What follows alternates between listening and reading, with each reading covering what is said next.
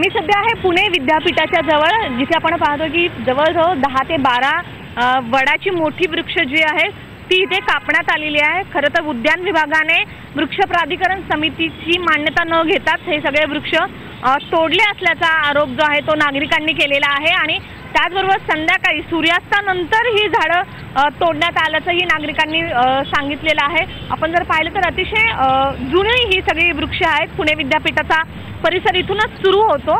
खरं तर रस्त्याला किंवा रहदारीला सुद्धा या वृक्षांचा काहीच अडथळा नसताना सुद्धा हे वृक्ष कापण्यात आली आहे आणि म्हणूनच वृक्षप्रेमी असतील त्यांच्यामध्ये एक संताप आहे आणि पुणे विद्यापीठाच्या या परिसरामध्ये हजारो नागरिक रोज सकाळी मॉर्निंग वॉकला येतात आणि त्याचबरोबर अतिशय छान ही जर पाहिली आपण वडाची ही सगळी पारंब्यांची तयार झालेली जाळी जर आपण पाहिली तर ती प्रचंड मोठी आहे।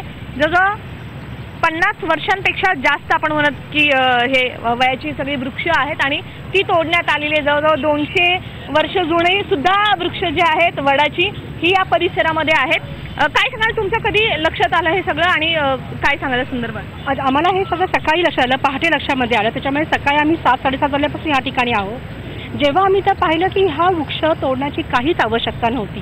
दुसरी गोष्ट म्हणजे ह्याच्यासाठी परवानगी नाहीये। जी परवानगी होती ती NGTमुळे थांबवण्यात आली होती। आमचे पण पत्र त्या ठिकाणी गेले होते। त्याचप्रमाणे आपण आता हे वृक्ष जर तोडले असेल तर ही जी लाईन पाहिली तर टोटली वेगळ्या प्रकारची लाईन आहे, म्हणजे हे झाडं रस्त्याला बाधा बिलकुल नव्हती। त्रुटी याच्यामध्ये अशी आहे की ही परवानगी ट्री अथॉरिटीच्या मेंबरच्या समोर आलेली नाही। तज्ञ समितीने याच्यावर अहवाल नोंदवलेला नाही। तज्ञांचा कुठलाही परवानगी न घेताच ही सगळी वृक्षतोड जी आहे ती करण्यात आलेली आहे आणि म्हणूनच आपण जर पाहिलं तर नागरिकांचा याच्यावरती आक्षेप आहे आणि त्याचबरोबर अतिशय जुनी ही सगळी वृक्ष आहेत आणि ती तोडण्यात आल्यामुळे नागरिकांचा संताप जो आहे या ठिकाणी अनावर झालेला आहे। व्हिडिओ जर्नलिस्ट सचिन हंसाटेसह हालिमा कुरेशी, IVN लोकमत, पुणे।